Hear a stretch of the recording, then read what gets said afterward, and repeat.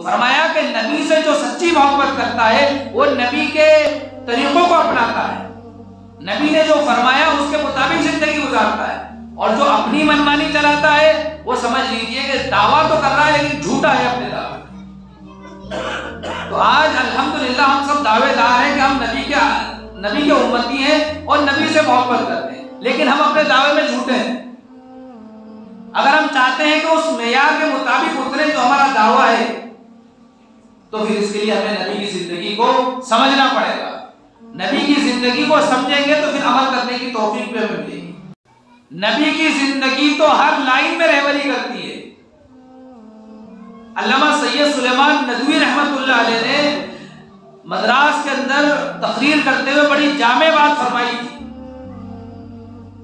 اگر تم چاہتے ہو سب سے بڑے تاجر کو دیکھنا تو دیکھو محمد رسول اللہ صلی اللہ علیہ وسلم کی تجارت والی زندگی۔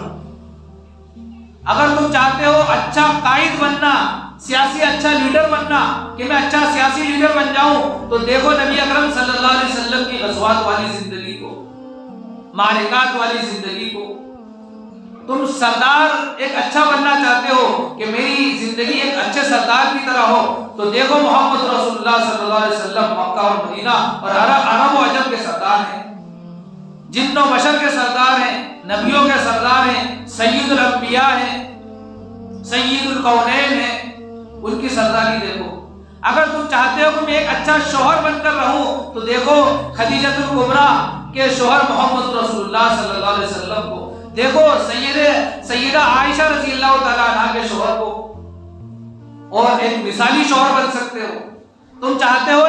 ایک اچھا باپ بننا تو دیکھو فاطمہ الزہرا رضی اللہ تعالیٰ عنہ کے ابا محمد رسول اللہ صلی اللہ علیہ وسلم کو۔ تو ایسی کون سی زندگی ہے، زندگی کا ایسا کون سا پہلو ہے جس میں نبی کی زندگی ہماری رہنمائی نہ کرتی ہے؟ سیاست میں، قیادت میں، عمارت میں، امامت میں، تجارت میں، اور گھر کے اندر، گھر سے باہر، یہاں تک کہ بیٹھنے کا طریقہ، سونے کا طریقہ، کھانے کا طریقہ، پانی پینے کا طریقہ، چلنے کا طریقہ، دیکھنے کا طریقہ، بات کرنے کا طریقہ، ساری چیزوں سے آپ نے ہمیں نوازا، آپ نے ہمیں ایک اچھی تعلیم دی۔ لیکن افسوس کی بات ہے کہ ربیع الاول کے مہینے میں صرف آپ کی ولادت کو بیان کیا جاتا ہے کہ نبی اس طرح پیدا ہوئے، نبی کی تشریف آوری اس طرح ہوئی، نبی کی ولادت اس طرح ہوئی، اسی کو بیان کر دیا جاتا ہے، اور ڈھول تاشے بجا لیے جاتے ہیں، اور کھیر پوری کھا لی جاتی ہے، کیک کاٹ دیا جاتا ہے، اور نبی کے نام پر خرافات ایجاد کر کے مسلمان سوچتا ہے کہ بس ہم نے حق ادا کر دیا۔ یہ حق نہیں ہے، ناانصافی ہے یہ نبی سے محبت کا جو دعویٰ ہے اس کا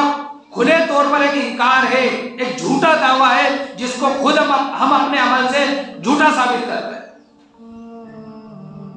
اس لیے ضروری ہے کہ نبی کی زندگی کے ایک ایک پہلو سے واقف ہو، ایک ایک گوشے سے واقف ہو۔ نبی کی پوری زندگی ہر ایک کے لیے نمونہ ہے، ہر ایک کے لیے معیار ہے کامیابی کا،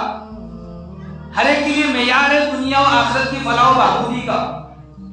ہر ایک کے لیے معیار ہے کامیابی کا، وہ کامیابی دنیا کی ہو یا آخرت کی۔